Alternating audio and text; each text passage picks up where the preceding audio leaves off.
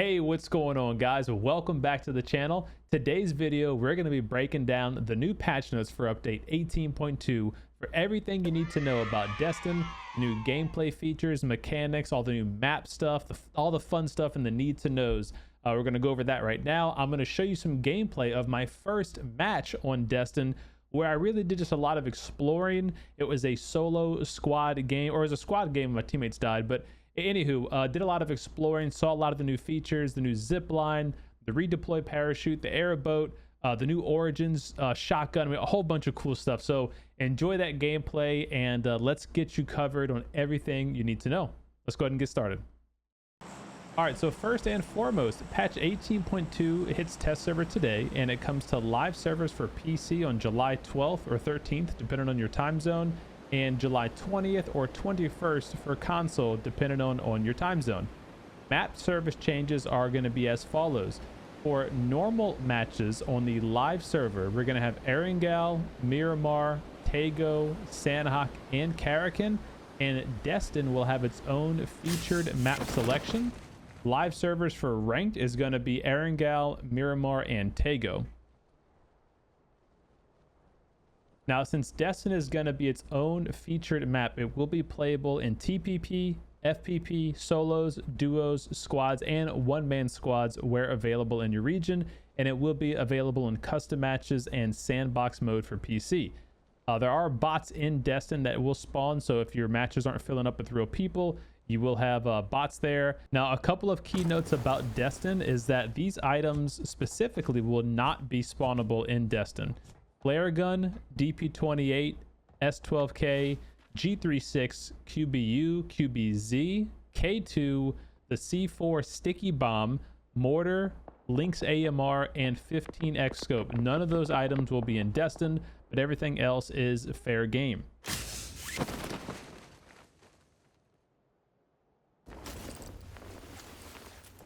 Now, a few of the new key features for Deston are going to be what PUBG is calling map utility items. This is the Ascender attachment and the utility parachute.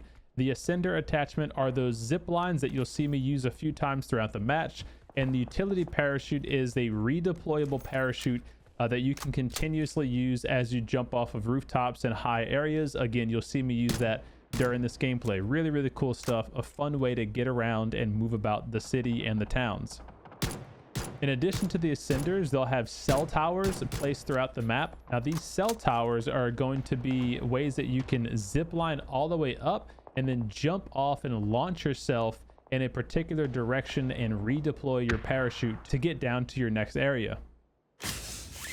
Now, I actually used this myself, and I fought a guy who was playing nearby the cell tower, and I'll say just my first little playthrough, it's darn near impossible to shoot someone off of it as they're going up the cell tower because you can go so fast. So maybe it would be nice to see a little nerf there.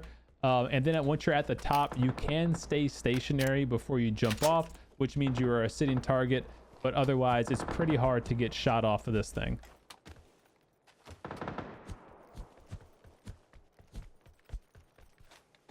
Now, you'll see one thing that I tried to do, but I'm interrupted by another enemy team, is using the drones to get into these drone accessible spaces.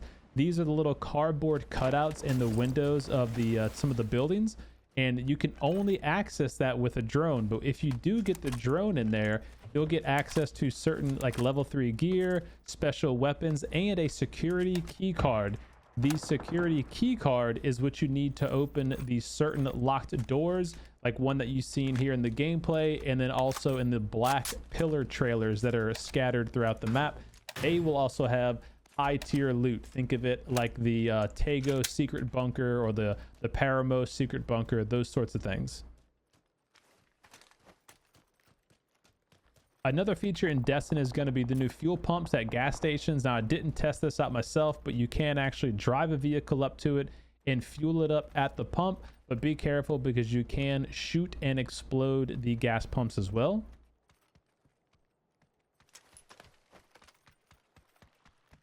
In terms of new weapons, we have the Origins 12, a fully automatic single fire and burst fire shotgun that shoots slug ammo only. It is extremely powerful, but it is hard to control, and I'll have some gameplay of that during this match of me using it. And there is also an MP9 SMG. However, I did not see that in my playthrough. I don't know if I just maybe didn't see one or if they haven't added it quite yet.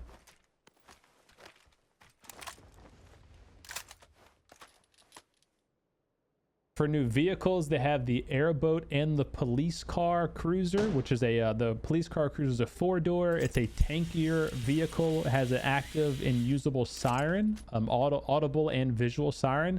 And then of course the Airboat, you'll see me use it in the gameplay here. It's a really fast vehicle on water, relatively slow on land, but extremely hard to control when you're going slow speeds. And you'll see that here when I get to that section. It does not want to turn at all unless you're moving at a good pace. To stop and put the vehicle in reverse takes forever, and then to get the vehicle stopped and go back forward also takes forever. So careful doing tight maneuvers in this thing, because you will be a sitting duck. Moving on from Deston, Miramar has a couple of updates and changes. Some of them are going to be quality of life terrain changes. Some of them are going to be building changes. You'll notice some of the warehouses designs have changed, the brick ones and the farm barn warehouses.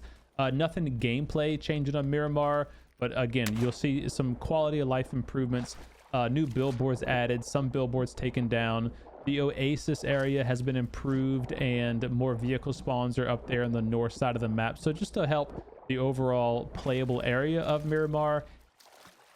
In addition to those couple changes, a few vehicle changes for certain maps. Erangel now has the Coupe RB spawn rate increased to about 5 or 6%. So you'll see more of the Coupes on Erangel. Vikindi has about a 10% increase for the Coupes. The Zimas have been decreased by 24%, but the Dacias have been increased by 53% on Vikindi.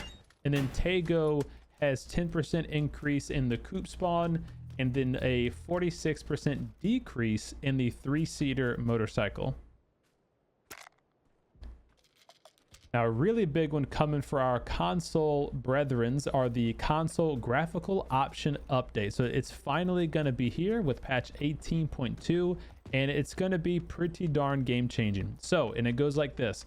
If you have an Xbox Series X, you'll be able to do 60 FPS, 4K, and the new anti-aliasing options. If you have a Xbox Series S, you can do 60 FPS, full HD, and the old anti-aliasing option. If you have an Xbox One X on resolution priority, you can do 30 FPS at 4K with the new anti-aliasing. If you have frame rate priority, you'll get 60 FPS, but only full HD, and you can also adjust the anti-aliasing.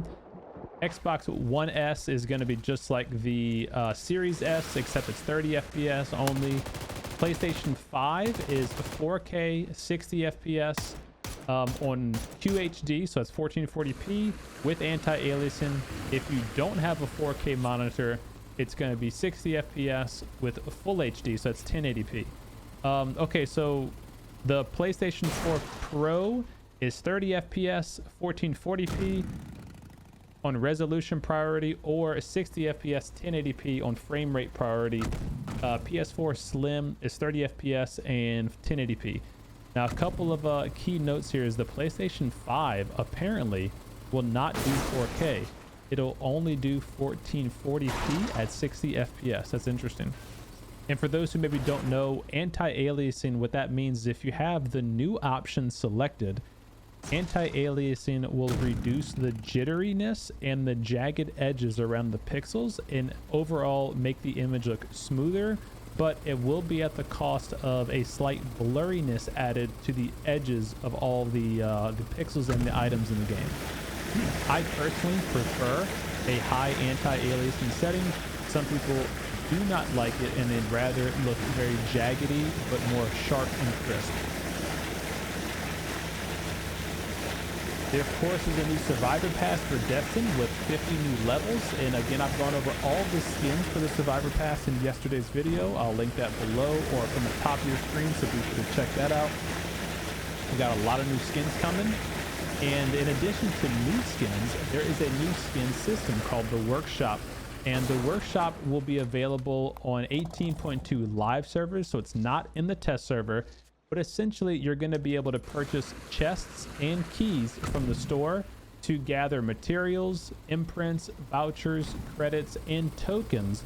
And you'll use these different items to craft new skins or bring back old skins that you might have missed from previous seasons or previous survivor passes. Now again, I haven't seen this myself yet because it's not on live server or test server. However, I do see that some of the crates can be purchased with BP, so you don't have to use G-Coin, but it looks like the better higher tiered crates are with G-Coin, so that's something to be noted. And I'll do a full video breaking down how the Workshop works once it actually comes to live servers to give you guys all the need to knows on that. We are finally going to be seeing a weapon mastery overhaul where there's actually going to be 6 different tiers. So you go 0 to 100 and then you can reset 6 more times, giving you a total of 700 master tier.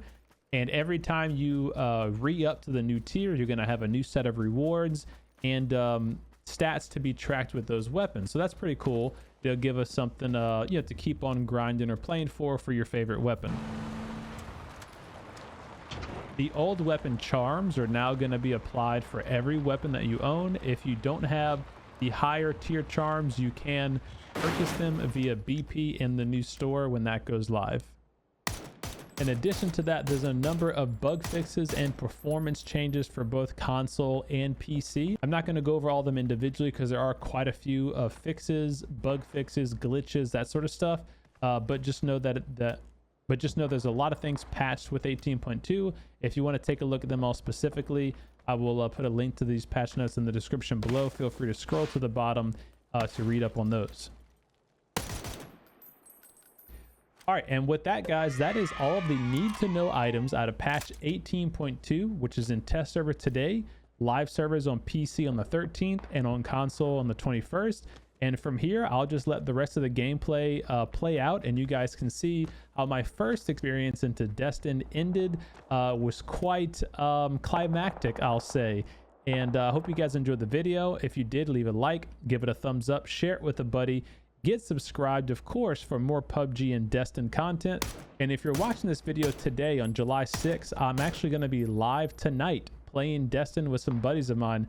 So feel free to stop by our Twitch channel. It's twitch.tv/C_dome. I look forward to seeing you guys there.